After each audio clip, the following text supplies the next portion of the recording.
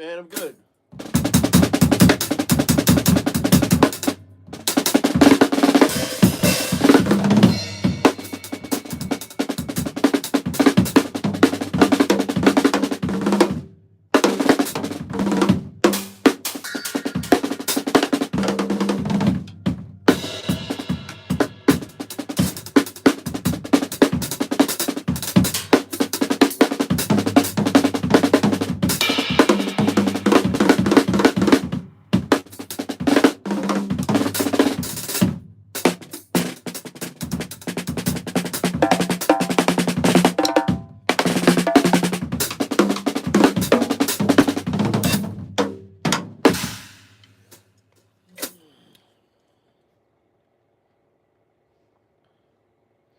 Hmm? Um, use a light touch, man. You know what? Traditional grip. Um, flam taps.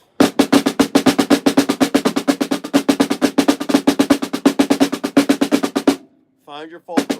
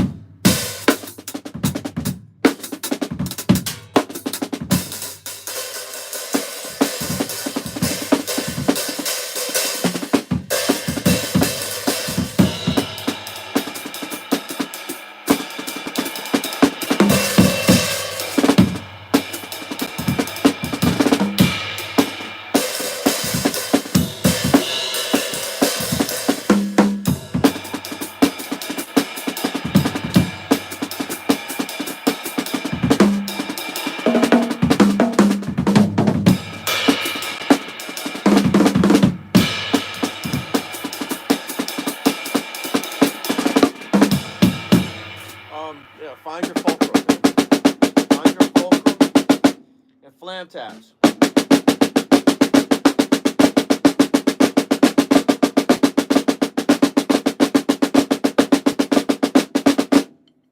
You know. No, I wasn't. Never. Never. I wasn't cool enough to be in marching band.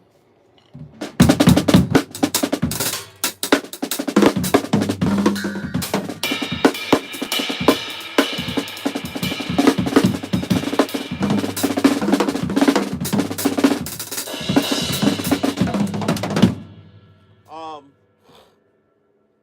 I wasn't cool enough. There were teachers who kind of like when I was by the time I was like maybe oh man I was probably 15, about 14 or 15. I was a monster.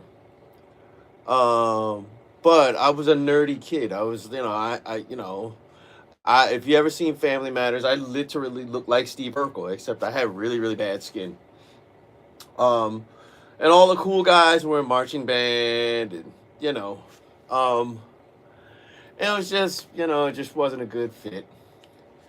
It wasn't until years later they're like, "We didn't know you were that good." I'm like, whatever, But the teachers were Mr. Resnick, who was over band. He was like, "Yeah, well, I don't. I think he saw me, because what would happen is, by the time I was like 15, I was playing in bars and clubs with guys who were considerably older than me. They were like in their mid to late 20s, like the dude whose main band I played in, Vince Baycott. He was 31. Um, so I think the rest of the guys were in their mid to late 20s, and I was about 15. Um, and I was playing in bars and clubs, so it was kind of um, like I was the weirdo nerd in school, but at night, your mom and your daddy were dancing to the music that the band I was in was playing. So, um, so I kind of had. I was in school, but I was out of school, man. I was on something else, but I was never a marching band, man. Like I said, I wasn't cool enough. I wasn't one of the cool kids. I was just a weirdo nerd. I was a music nerd. So yeah, you know, I just came up at a time when drummers had to, like, you had to, like, articulation was very important. I came up in that era, where it was really important to be, your timing had to be on point, your articulation had to be second to none, coupled with what I was told about drums. Well, I wasn't told it. What I came to understand, I read an interview of a guy named Davnis Prieto. Ah, whoa, whoa, whoa, whoa, whoa. Okay. Davnis Prieto. And I actually heard him say it, and I heard a couple people say it. Like one or two other drummers say it. They said a good drummer is always good at snare. You can always tell how good a drummer is by how he plays snare, because everything really starts on snare. And then you know.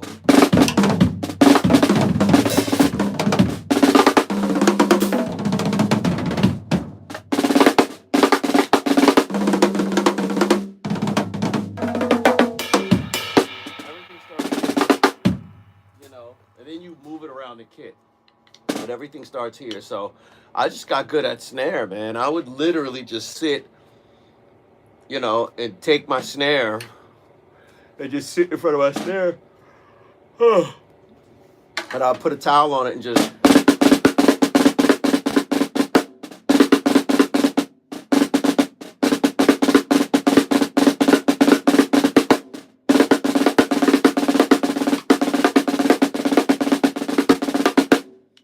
And I'll say this. Yeah, it is. It is.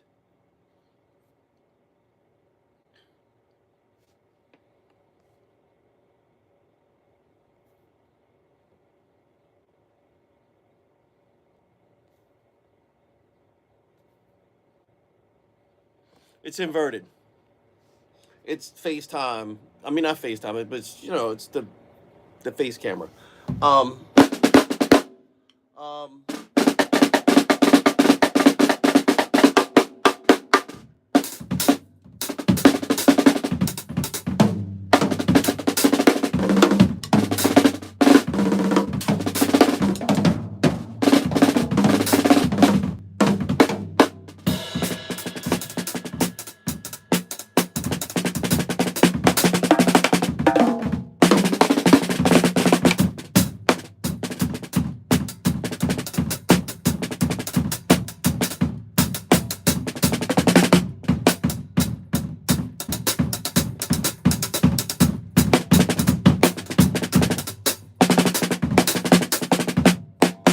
but yeah, everything starts off with snare, man.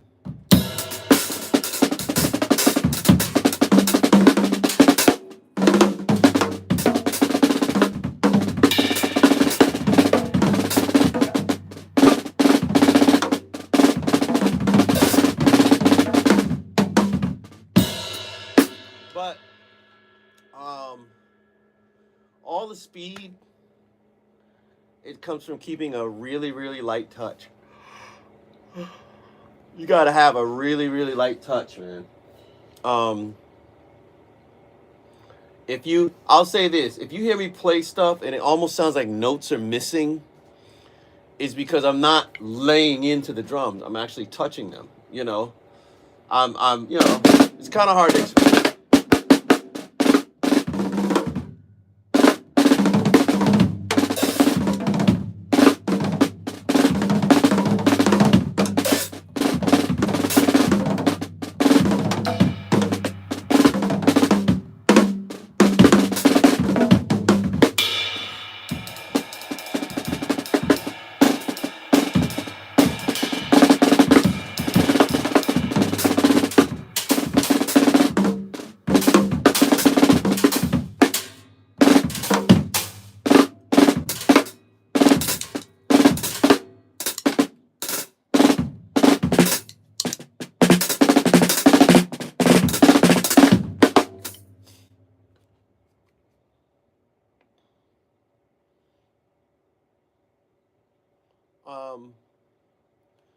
Yeah, it's just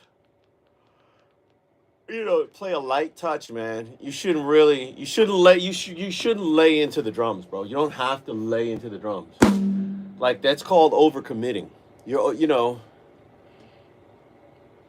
Um, it's overcommitting. When you put everything you got into it, you're overcommitting, bro. You're using too much enemy and you're using too much energy.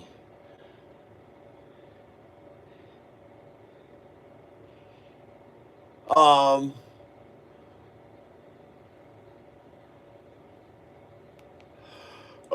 you're using too much energy and you're overcommitting, bro. You know, that's why I always tell people.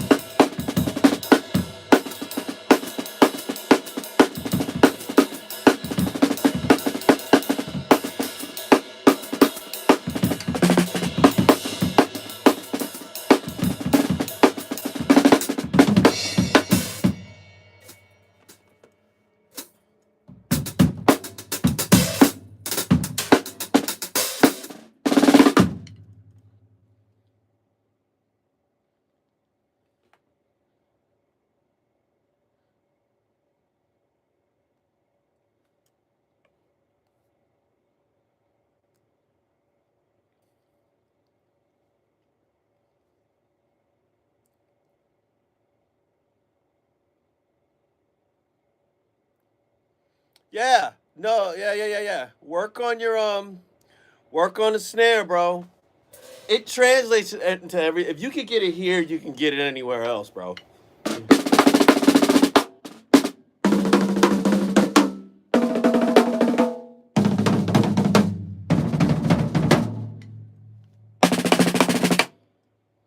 You know, it translates everywhere.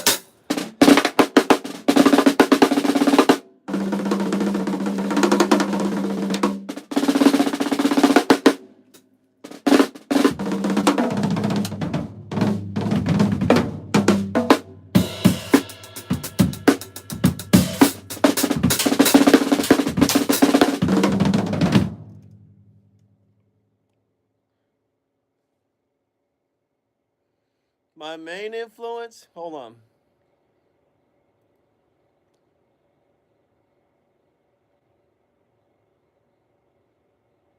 Um, my main influence is I have like maybe I have I think my main influence is like Billy Cobham, who I used to the point where I used to play traditional grip right-handed and traditional left-handed.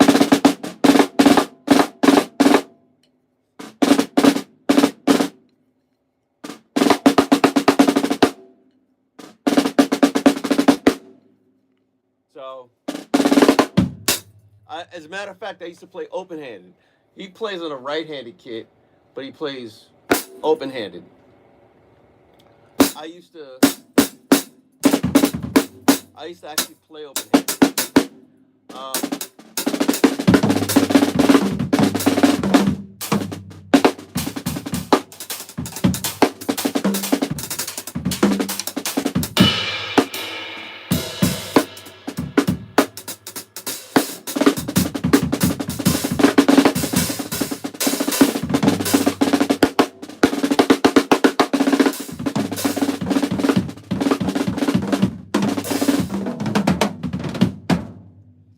So my main influence, my main number one influence is Billy Cobham.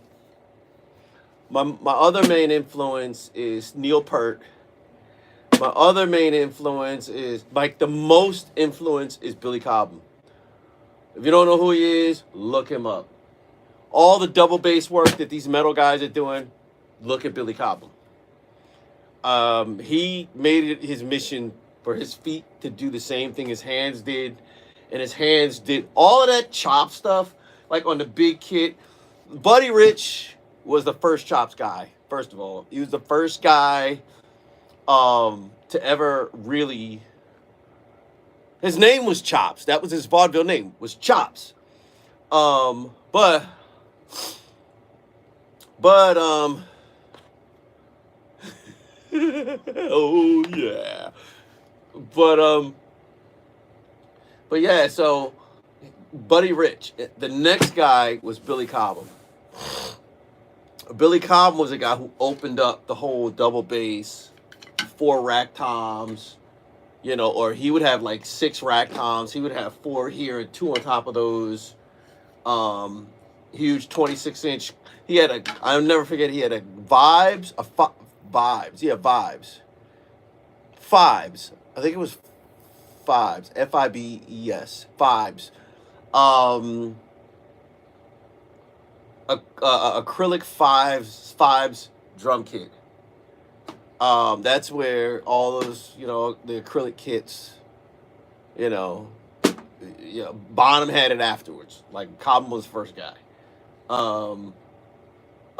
He had that kit. He had the drums over here. He had, like, if you see a guy, he has a China symbol on the left side, that's Billy Cobham. Guys playing open-handed like this, and then playing like this, open-handed on the right-handed kit, and then switching left hand. That's all Billy Cobham. Guy, like that total ambidexterity, that's all Billy Cobham. I don't care. You got it. Even if you don't realize you got it from him, you got it from him. Playing with 2 sticks in one hand and 2 sticks in the other hand, all that stuff, Billy Cobham did it. Like, he was the guy playing all the impossible stuff, you know. There's so much stuff that Billy did, man, that kind of propelled drums into what it is now. Like, being able to play incredibly impossible stuff.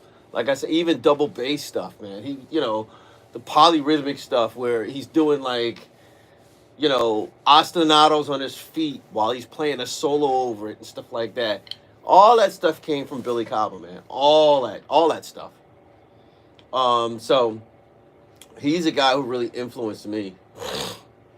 And then, like I said, Neil Peart, Carl Palmer from Emerson, Lake and Palmer, Stuart Copeland, Tony Williams, and as far as the new guys, Matt Garska, what's his name? Heavy Ronald Bruner, Heavy Thomas Pridgeon. In terms of my modern jazz feel, Justin Brown, Heavy Justin Brown. There's a bunch of people. Heavy Gurgle Borlai, you know, Gurgle Borlai. He's another guy he's a monster. He plays metal. He plays jazz. He plays drum and bass. He plays straight ahead jazz. He plays fusion. He plays anything, bro. So I have when I say influence, it's like I could pinpoint where stuff came from. But what I did was I made a Bonham, Heavy Bonham, Mitch Mitchell. I just made it my own, man. You know, a lot of my stuff I would have to tell you because I might phrase it different. You know, I could tell you the exact record where it came from and show you the exact riff if I can remember it, and then tell you how I play it. But yeah, so those are my influences, man. Those are my. I have a lot of, Like, I don't have a main influence. I have main influences. So, yeah. You know. Really? In the 90s? Yeah. Okay, yeah. So, you know. Yeah. Alex Osborne, what up?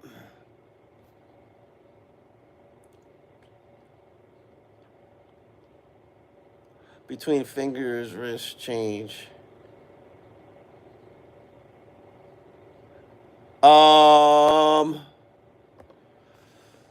You got listen, man. What's this guy's name?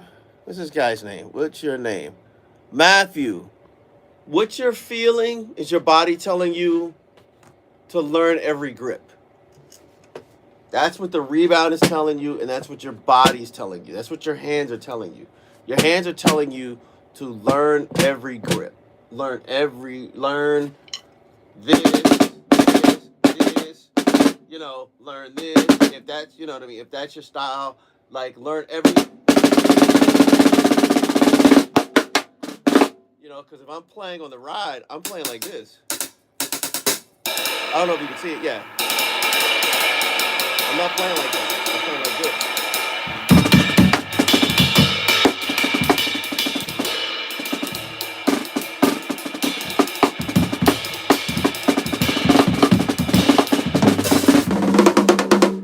Now here, I'm more of a kind of neutral grip. I'm not like that. I'm like this. Snare, I'm like this. Palm completely down. So, same thing with the hi-hat.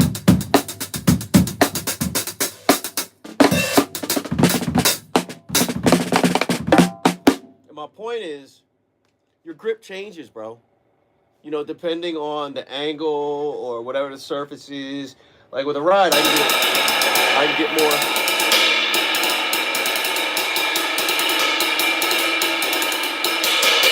You know, I can't do that like this. Now I can do push-pull like that.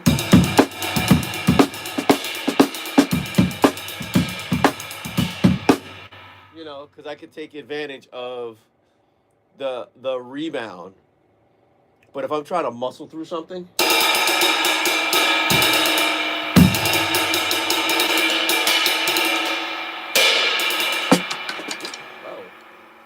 see how the stick kind of bounced? That's another thing. Keep a loose grip. You know, keep a loose grip, man.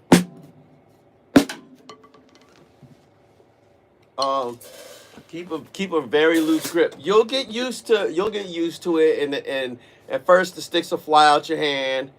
Eventually they'll stop flying out your hand. You know, but keep a loose grip, man. Extreme Gaming, what up?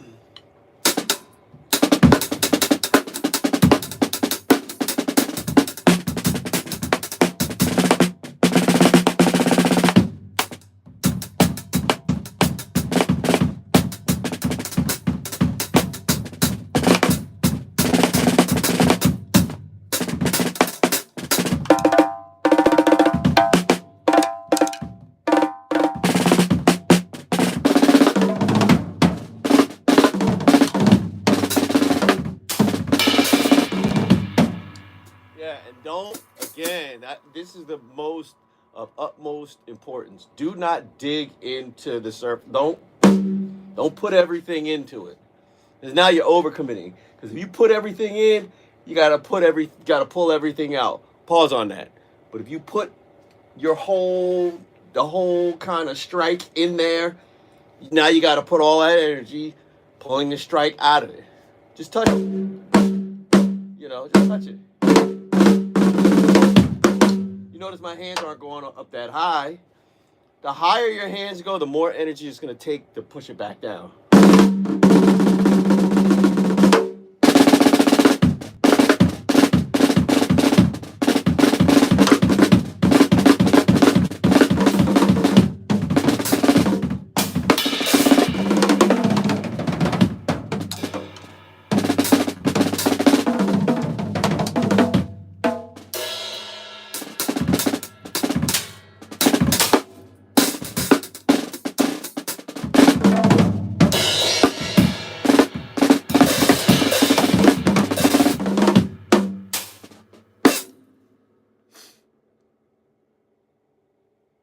Hold on.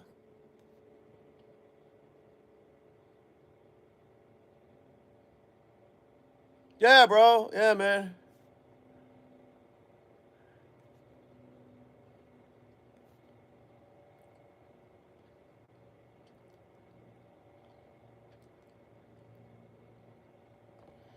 Um, I'm not much of a bossa nova guy, but you know,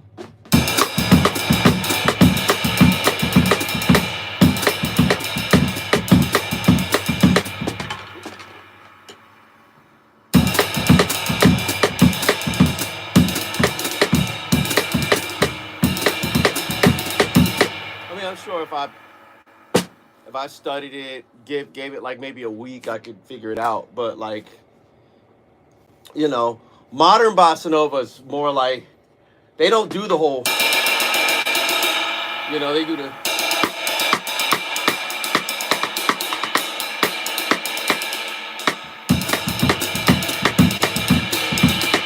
You know, they kind of. But if you sit there and do this, it's kind of like.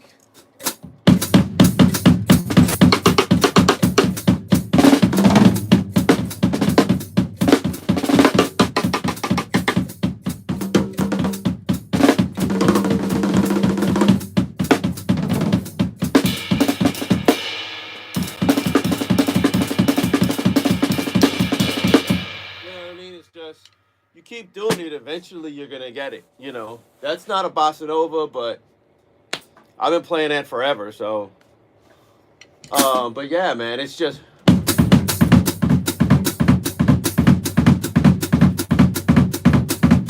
you know, the swing is just pretty straightforward. Just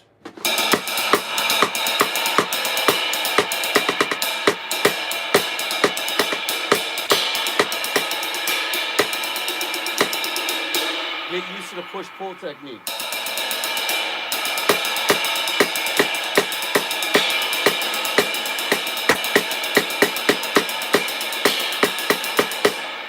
You know, so even if you can't push pull, like everybody knows the molar technique. Yeah. Then there's they call it the wood roll. A guy, Ken Denard, was the guy who really made it popular. I don't know, he might have even come up with it. But that's learn that roll. Learn that's the cousin of push pull. Whoa. You know.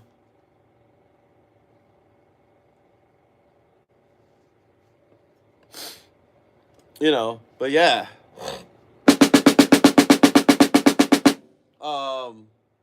I came up with one that's kind of like it's 4-stroke.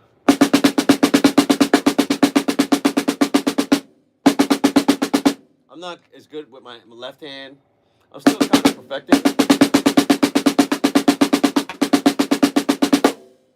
So that's one I'm trying to kind of perfect. It's a 4-stroke.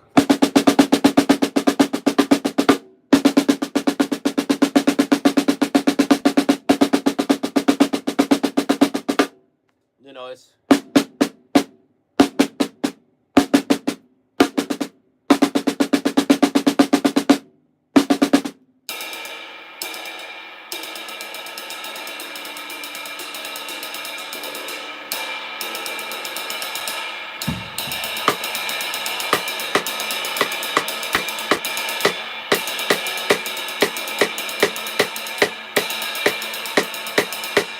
you know, but like for instance, if you're doing a bossa nova, you can go, you know. Now, if you're doing that, keep doing that until you got it.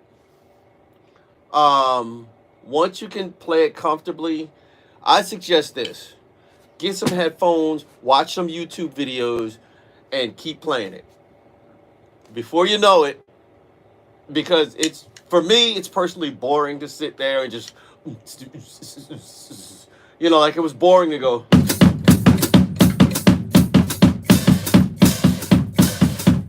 So I just literally would sit here watching YouTube videos going. And once I got it, then I started practicing different rolls over top of it.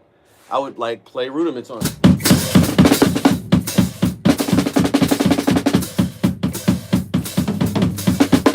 And just start little.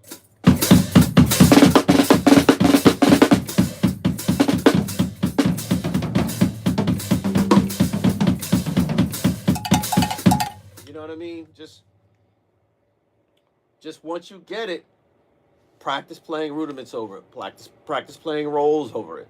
Practice playing accents over it. You know, and eventually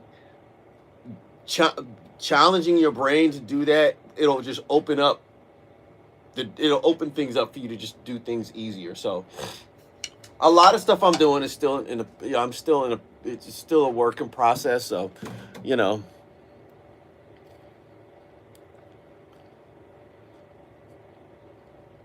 thank you, my brother Matthew. Thank you. You know, but yeah, man.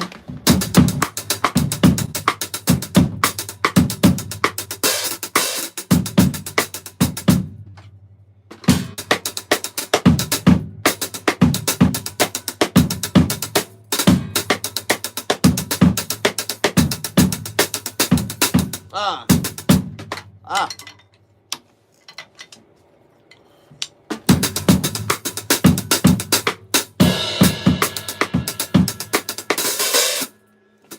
That song's hard because I don't know why. I like playing it fast. It's really.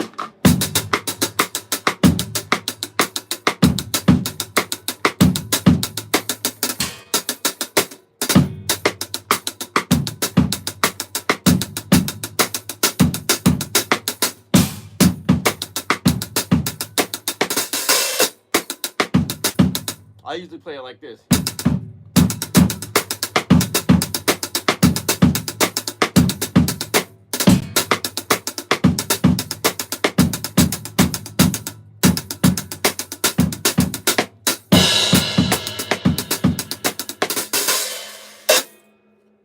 You know, so I like to play things faster so that when I do play them up to tempo, it's kind of like, oh, this is a cake. This is a cakewalk. It's a walk in the park. So yeah.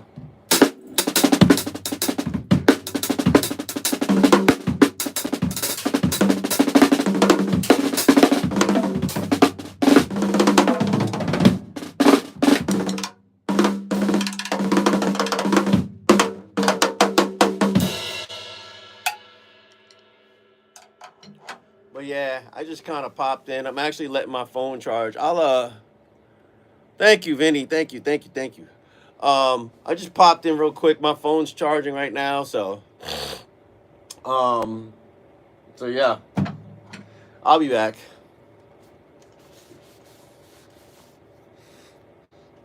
My headphones stink. I sweat in them a lot.